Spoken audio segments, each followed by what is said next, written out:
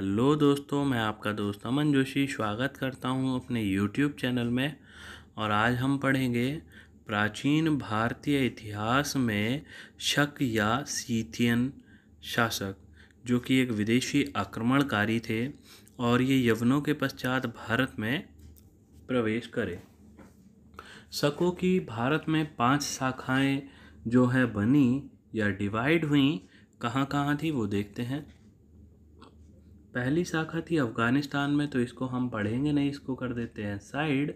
और दूसरी शाखा थी मथुरा में। मथुरा की जो शक शाखा रही है, उसका जो पहला शासक था वो था राजुल, और अंतिम शासक था इस मथुरा में वो था शोडास। शक शाखा का जो अंतिम शासक था मथुरा में वो था शोडास। इस शोडास ने विक्रमादित्य से युद्ध किया। विक्रमादित्य से युद्ध करने के बाद क्या होता है कि शोडास इस युद्ध में पराजित होता है और विक्रमादित्य की विजय होती है। विजय के बाद विक्रमादित्य जो है विक्रम संवत चलाते हैं। ये युद्ध की बात जो है 57 ईसा पूर्व के लगभग की बात है। ध्यान रखें, इतिहास में अब तक 14 विक्रमादित्य हुए हैं। प्रश्न बनेगा कि इतिहास में अब तक कुल कितने विक्रमादित्य हुए हैं, तो वो 14 विक्रमादित्य हुए हैं। जो 14वां या अंतिम विक्रमादित्य थे वो थे हेमू, और सबसे विख्यात विक्रमादित्य हैं तो वो थे चंद्रगुप्त द्वितीय। अब बात करते हैं हम तक्षशिला शाखा की, जो कि शक शाखाओं की तीसरी शाखा थी।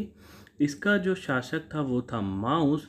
इस माउस की उपाधि थी राजाओं का महाराज।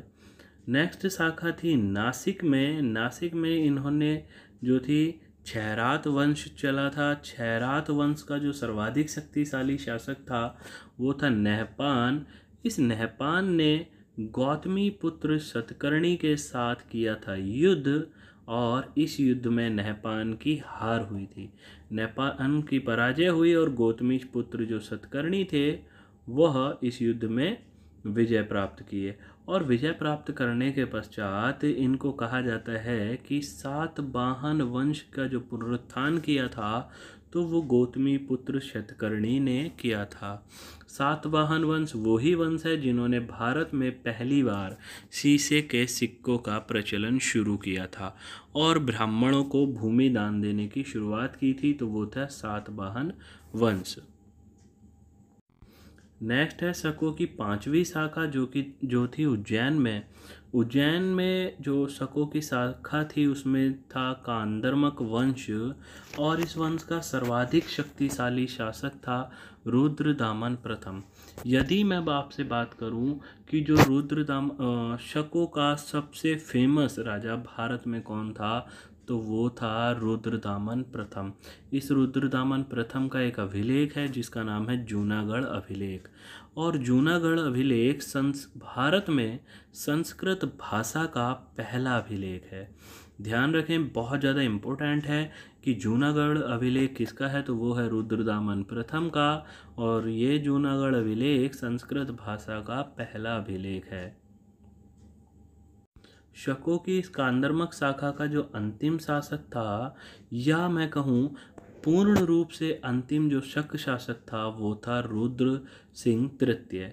इस रुद्र सिंह तृतीय ने चंद्रगुप्त द्वितीय पर किया आक्रमण, और रुद्र सिंह तृतीय जो है इस युद्ध में हार गए और चंद्रगुप्त द्वितीय की इसमें विजय होती है। और इस विजय के पश्चात व्याघ्र सिक्के जो कि चांदी के थे, उन सिक्कों का प्रचलन किया था चंद्रगुप्त द्वितीय ने।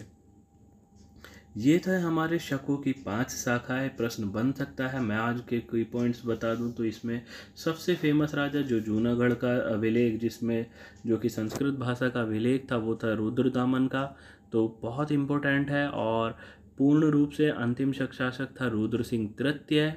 नेक्स्ट है माउस की उपाधि, माउस किस शाखा का था, इन चीज़ों को बात करना है, ये याद करना है, बहुत इम्पोर्टेंट है।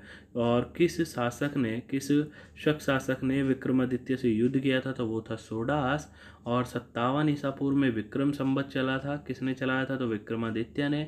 इतिहास में अब तक कितने विक्रमादित्य हुए हैं, 14। 14वां विक्रमादित्य या अंतिम विक्रमादित्य था हेमू।